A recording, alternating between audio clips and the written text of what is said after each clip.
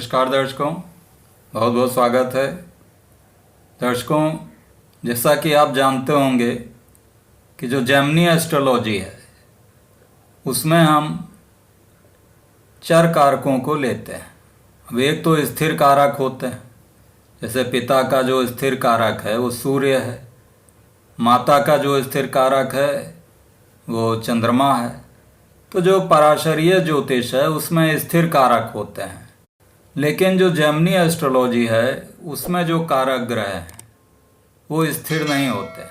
तो इसमें जो कारक हैं वो चर कारक होते हैं जिनका निर्धारण अंशों के आधार पर होता है। अब इसमें जो ग्रह सबसे अधिक अंश पर होगा उसको आत्म कारक बोला जाता है।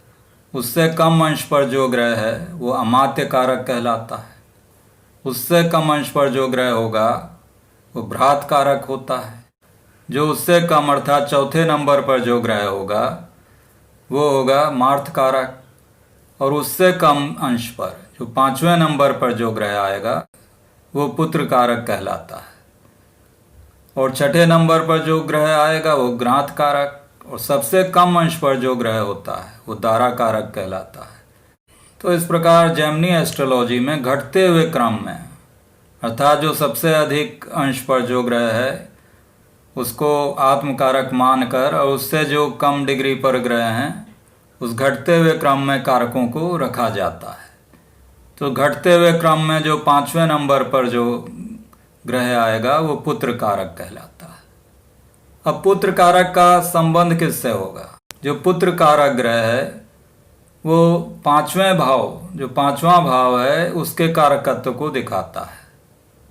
अर्थात पांचवा भाव जैसे कि संतान का कारक है, ज्ञान का कारक है, एजुकेशन का कारक है, प्रेम का कारक है।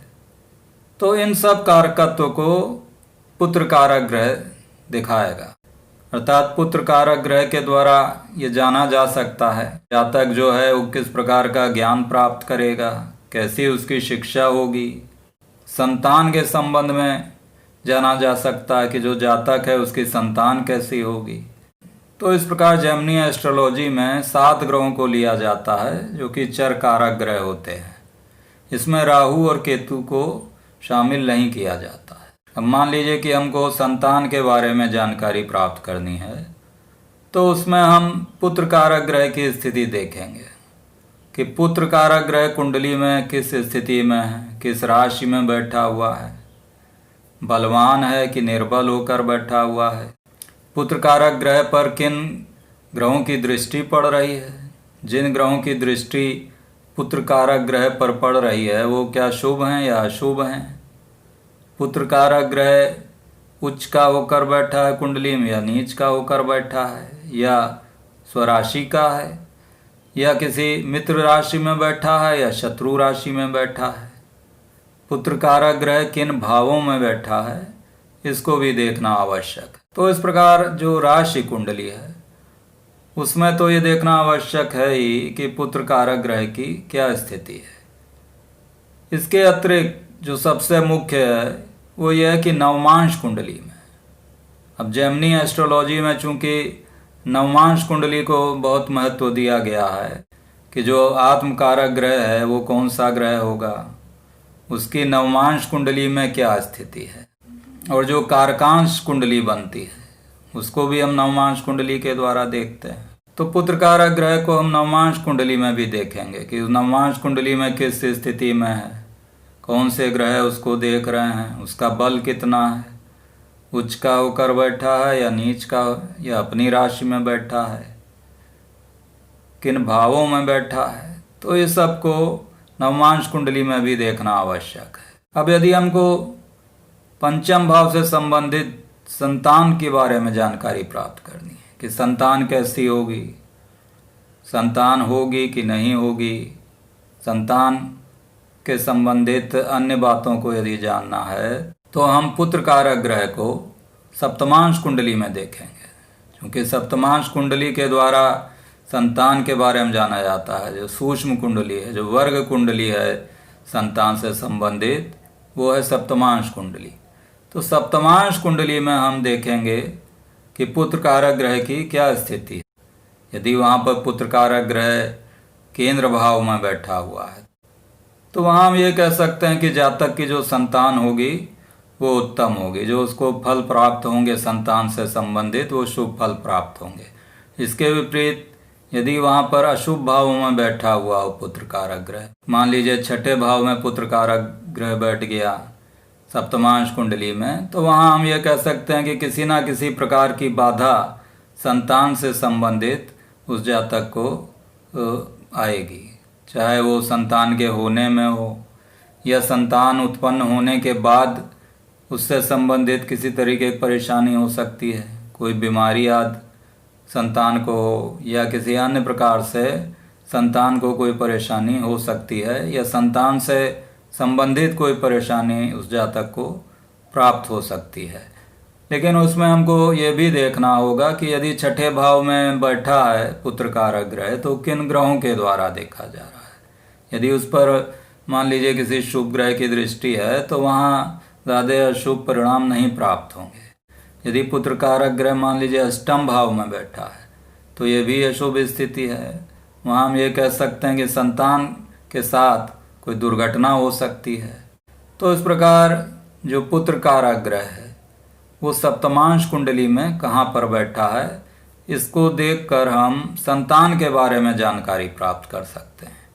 इसी तरह यदि हमको एजुकेशन के बारे में जानकारी प्राप्त करनी है कि जातक की शिक्षा कैसी होगी, शिक्षा में कोई व्यवधान तो नहीं आएंगे, शिक्षा किस प्रकार की होगी, क्या उत्तम शिक्षा प्राप्त करेगा या साधारण शिक्षा प्राप्त करेगा, इसको यदि हमको देखना है तो हम D24 चार्ट को देखेंगे, जो चतुर्विशांश कुंडली है, जो कि सूक्ष्म कुंडली होती है एजुकेशन के संबंध में जानकारी प्राप्त करने के लिए। तो D24 चार्ट में पुत्र कारक ग्रह की क्या स्थिति है उसका हम अध्ययन करेंगे।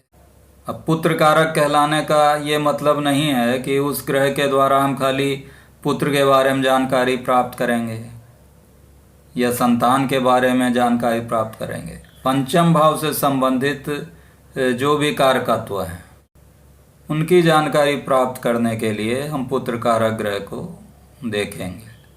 तो यदि शिक्षा के बारे में देखना है तो D24 चार्ट में देखेंगे कि पुत्र कारक ग्रह कहाँ पर बैठा हुआ है, वहाँ पर वो ग्रह किस स्थिति में है, शुभ भाव में बैठा है कि अशुभ भाव में बैठा है, बलवान होकर बैठा है या निर्बल होकर बैठा है। मान लीजिए वहाँ पर छठे भाव में बैठा है पुत्र कारक ग्रह तो वहाँ पर शिक्षा प्राप्त करने में किसी तरीके की बाधा आएगी। जब उस ग्रह की दशा या अंतर्दशा चलेगी तो वहाँ शिक्षा में बाधा आएगी किसी प्रकार की। और अगर अशुभ ग्रहों की दृष्टि है पुत्र कारक ग्रह पर D24 चार्ट में तो वहाँ पर भी अशुभ परिणाम प्राप्त होंगे। इसी प्रकार यदि D24 चार्ट में पुत्र कारक ग्रह शुभ स्थिति में है, शुभ ग्रहों के द्वारा देखा जा रहा है, शुभ भावों में बैठा हुआ है, मान लीजिए केंद्र भाव में बैठा है या एकादश भाव में बैठा है, तो वहाँ पर शुभ परिणामों की भी प्राप्ति होती है। जो जातक है वो अच्छी शिक्षा प्राप्त करता है, उच्च शिक्षा प्राप्त करता है और शिक्षा किसी अच्छे इंस्टीट्यूशन से प्राप्त कर सकता है। तो इस प्रकार यदि शिक्षा के बारे में जानकारी प्राप्त करनी है तो वहाँ हम D24 चार्ट में देखेंगे पुत्र कारक ग्रह को। तो इस प्रकार दर्शकों आपने जाना कि पंचम भाव से संबंधित जो भी कारकत्व हैं उनका यदि हमको अध्ययन करना है तो हम पुत्र कारक जो ग्रह है उसका किस प्रकार विश्लेषण करते हैं, किन वर्गों में उसको देखेंगे, वर्गों में किस प्रकार देखेंगे। यदि संतान से संबंधित जानकारी प्राप्त करनी है तो सप्तमांश कुंडली में देखा जाएगा। यदि हमको शिक्षा के बारे में जानकारी प्राप्त करनी है तो D24 चार्ट के बारे में देखा जाएगा। प्रेम के संबंध में जानकारी प्राप्त करनी है तो हम नवमांश कुंडली में भी देखेंगे कि उसकी क्या स्थिति है। तो इस प्रकार दर्शकों पुत्र कारक ग्रह का विभिन्न वर्गों में अध्ययन करके ये जानकारी प्राप्त की जा सकती है कि पंचम भाव के जो कारकत्व हैं उनसे संबंधित किस प्रकार के फल मिलेंगे। तो आशा है कि आपको मेरा ये वीडियो पसंद आया होगा। यदि पसंद आया है तो कृपया लाइक करें, शेयर करें, सब्सक्राइब करें। धन्यवाद।